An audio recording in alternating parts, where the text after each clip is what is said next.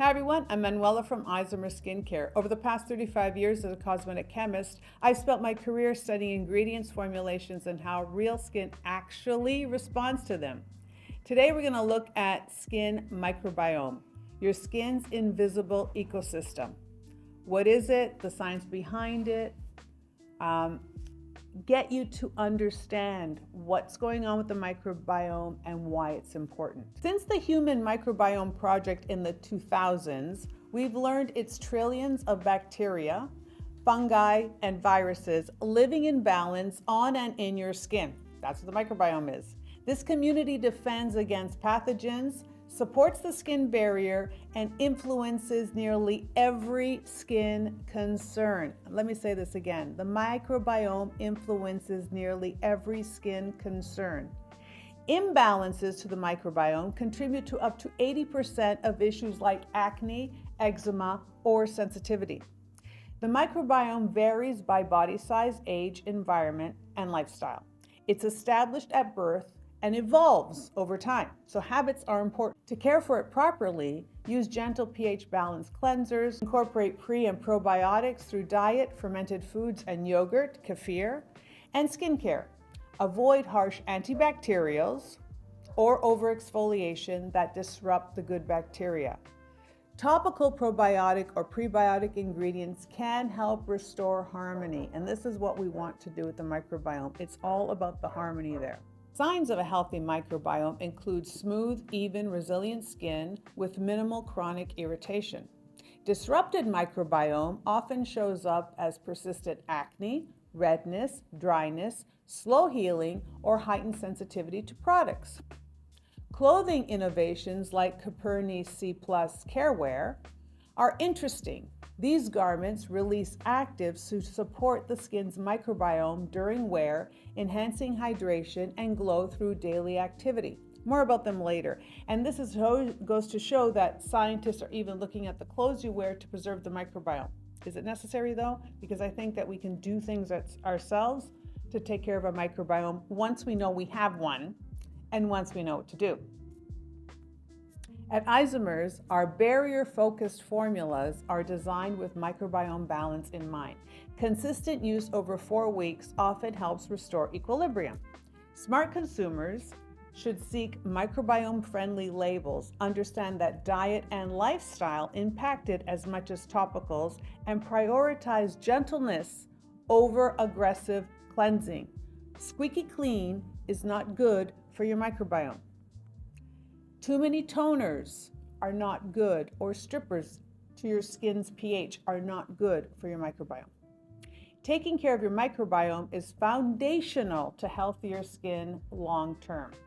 That's the real picture on microbiome, grounded in the science we have today and the practical experience of working with skin every day. Skincare, for us, it's about understanding what actually moves the needle, like the importance of the microbiome, and not chasing every new headline. This is why we focused on the microbiome over 30 years ago, and today, as you're learning more about it, as other scientists learn about it, it's becoming the forefront. If you like to dive deeper into any of these ingredients or systems, or see how they fit together in a routine, the conversation continues in the comments. Oh, here's a little bonus. A little bit about microbiome clothing. Coperni's C+ Carewear is a genuinely interesting innovation in the intersection of fashion and skincare. Launched in late 2025 as part of their Carewear concept, developed in collaboration with Swiss textile biotech company HiQ, the garments, like leggings, bodysuits, and tops, range from $175 to $195 US. They're embedded with a patented symbiotic blend of probiotics. So they have live bacteria embedded in the fabric. Beneficial bacteria, which is live, like a bacillus strain, and they have prebiotics, nutrients like fructooligosaccharides in a slow release bio-based matrix within 4-way stretch fabric. Very interesting technology, right?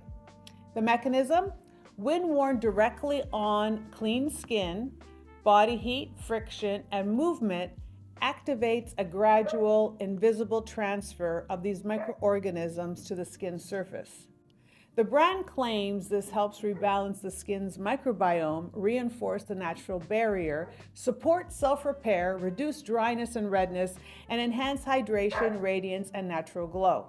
The effects are said to remain effective at full strength for at least 40 washes, after which intensity may decrease, but benefits persist. It's dermatologically tested for safety and non-irritation, maintaining fabric breathability and comfort. I don't know. I find this hard to believe. I don't think this live bacteria is going to hang around for 40 washes. I don't know. I just, this is where I think, is this necessary or marketing hype?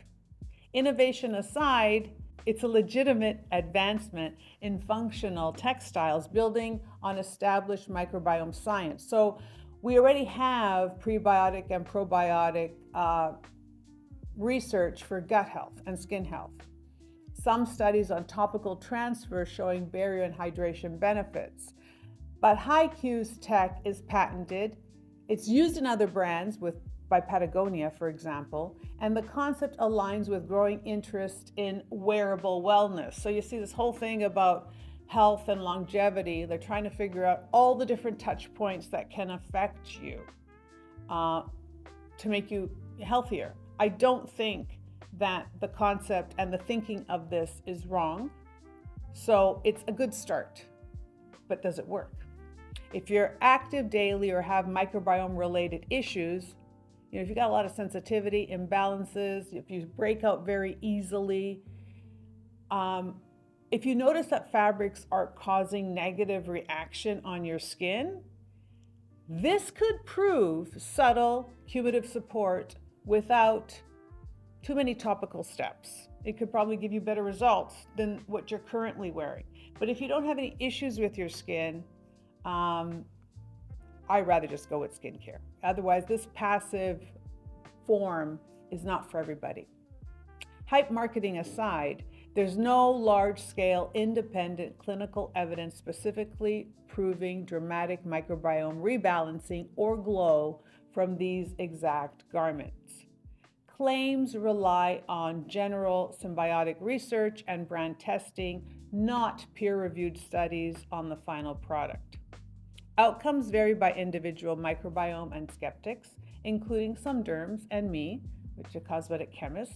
Note that topical probiotic stability effectiveness in fabric delivery remains uncertain, similar to activewear.